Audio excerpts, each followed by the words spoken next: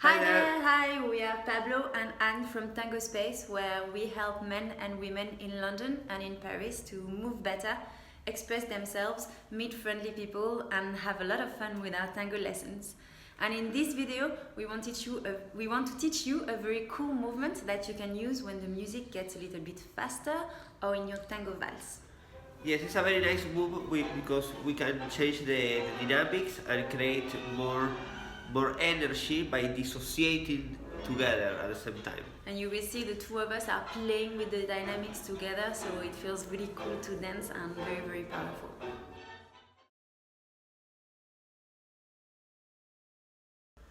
Okay, now we are going to break it down the steps first for the leaders. It's how we lead this, how we do this together with our partner. So we show you first in practice embrace, and what we want to do is a side step together, and then we are going to lead a back ocho. So we go with her into the side step, so I change my weight, I do another side step, and now this moment is very important because we are going to pivot her and to pivot ourselves. So at the same time we are going to dissociate to find this position, yeah, where our hips are in the direction that we are going and our torsos are dissociated. Yes? We keep the torso towards our partner. So now I change my weight and I go with her into a back ocho. Yes? And again, before we connect, we are not going to bring the leg. What we want is the dissociation. So we go torso, hips, leg, and again we go together into a back ocho. Again, I pivot her, I change my weight, and I go into the contra giro. Yes, I go around her with a forward step and pivot. So now we are going to do again from another direction so you can see more how we go together. So we take a side step together, back ocho, I change my weight, I take another side step, and here we pivot together, and then we go together into a back ocho. We pivot together, and we go into a back ocho. Now I pivot her, I change my weight, and I go into the contra giro, going around her, and pivot.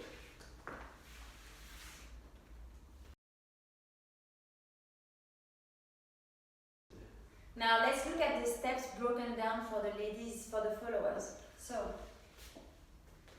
we start with them with a side step. They invite us to pivot on the right leg. We pivot just on the right leg. We take a back step with them. They invite us to pivot. We pivot on the left leg. We take a back step with them. So this is a back ocho. When we pivot too. Right leg, we take a back step again, and again, another back ocho, but he doesn't move with us. We come forward, transfer the weight and finish in front of him. So let's look at it from another angle for the followers. I'm going to be talking like this. So we take a side step with them, we are now on the right leg. They invite us to dissociate, then pivot on the right leg. We take a back step, we finish on the left leg. We pivot fully on the left leg. We take another back step, so we are doing back ochos here. We are now on the right leg, pivot fully. We take another back step with them, we are again doing a back ocho, we finish on the left leg. We pivot. Another back step, but here he stops us in the middle of the step, so we have half of our weight, 50% of the weight on the left leg, 50% on the right leg. He invites us to transfer our weight to come forward on the left leg, then forward step on the right leg, and we finish in front of them.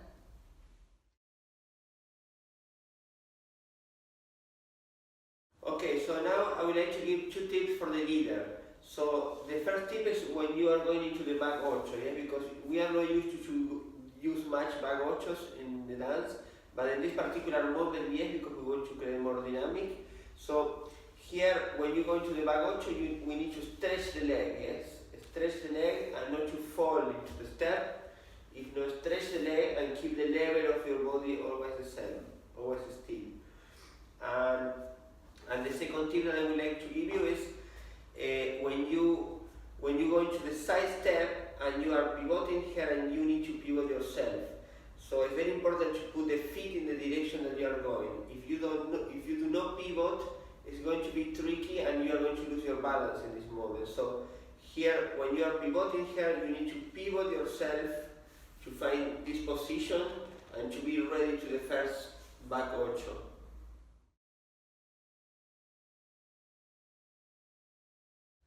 Now let's look at two technique tips for the ladies, for the followers.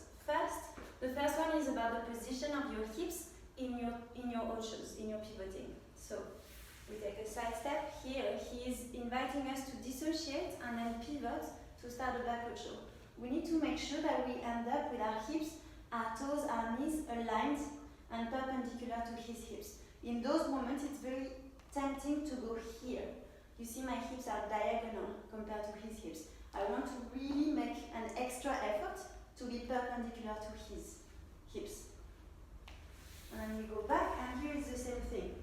Here I dissociate, I pivot, and I need to make sure that I don't over pivot or under pivot. Here you see I am diagonal compared to him. I need to be perpendicular to his hips with my toes, my knees and my hips. Now the second technique tip I want to tell you is going to be, we're going to use the embrace that now to show you is that we need to, in a movement like that with a lot of back ochos, we need to have a firm embrace, especially in our right hand. We don't want to have a floppy embrace, it has to be present. So here, in all of those moments, all of the back ochos that are coming, I need to have a little bit of resistance in my right hand so that I help him and myself pivot. And here I am present in my right hand. Resistance in my right hand. Resistance in my right hand. Here I have presence in my right hand, a firm right hand embrace, so that he and I can use it to pivot a little bit.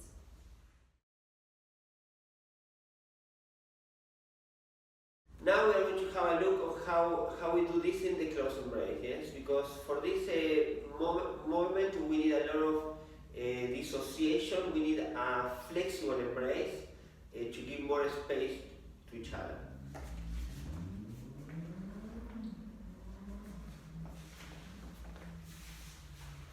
So here you see how we keep the close embrace but dissociated. Yes? My hand is no longer in the middle of her back, it's more on this side, and the same for her hand. My hand glides across his shoulder blades and I go from where I was before in the left shoulder blade, right shoulder blade, towards more the left shoulder blade. And then we pivot, and again now on this side, my hand comes on this side of her back, yes, on this shoulder blade. And it's the same for me, my hand comes towards his right shoulder blade. So we need a lot of space here, yes? And then we go back together. And we finish in the close embrace. So now we show you from another direction so you can see the embrace and how we move the hands, yes?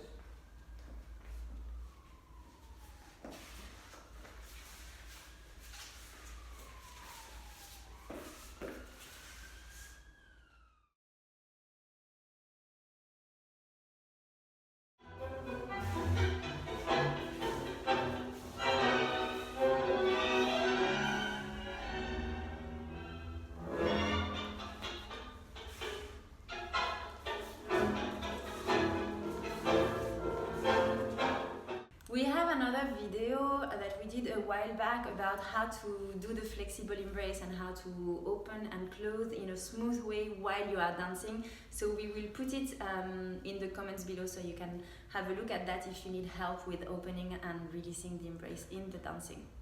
And yeah, we really hope that this video is helpful. Remember to be playful and to keep the fluidity of the movement, with the dissociation not stopping, keeping the movement fluid with the dissociation, and you will feel much more energy and how you can create much more dynamic in the movement. We hope that this video will help you play more in your milongas. If you are in Paris or in London and you need help with your tango dancing, we are there. We teach private and group lessons every day of the week. If you are on YouTube, don't forget to subscribe to our channel. We share weekly video tips to help you dance better, more elegantly, and have more fun in your dancing. And especially, please keep learning and keep sharing your dancing, because the world of tango needs your embrace. yes, definitely. Thank you so much for watching, and we'll see you next time in the next video. Bye bye. Bye.